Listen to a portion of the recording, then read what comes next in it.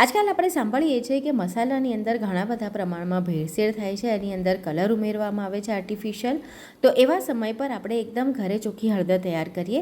હળદરને પાણીથી બરાબર સાફ કરી મોટા તપેલાની અંદર ભરી અને લગભગ 10થી 15 મિનિટ માટે ઉકાળી લેવાની છે. ઢાંકણ ઢાંકી દેવાનું અને 10થી 15 મિનિટ થઈ જાય અને ઉકળી જાય પછી આપણે એને બહાર કાઢી લેવાની છે અને ચાળણીમાં નીતરી લેવાની છે, એટલે કે હળદર થોડી ઠંડી થઈ જાય. હળદર ઠંડી થઈ જાય પછી એને તમે આ રીતે પતલી પતલી સ્લાઇસમાં કટ કરો, કે તો તમારી પાસે ઇલેક્ટ્રોનિક ચોપર હોય તો એની અંદર ચોપ કરી લો. મિક્સર જારમાં ગ્રાઇન્ડ ના કરતાં એનો રસ છૂટો પડી જશે. તમારી પાસે મોટી છીણી હોય તો તમે છીણીને પણ ઉપયોગમાં લઈ શકો. આ રીતે એકદમ ઝીણી ઝીણી ચોપ કરશો ને તો રસ પણ વધારે નહીં નીકળે અને ઝડપથી સુકાઈ જશે. તો આ રીતે બધી જ હળદર આપણે કરી લેવાની છે અને પછી ધાબા પર તમે એને સુકવશો તો એક જ દિવસની અંદર એ સુકાઈ જશે.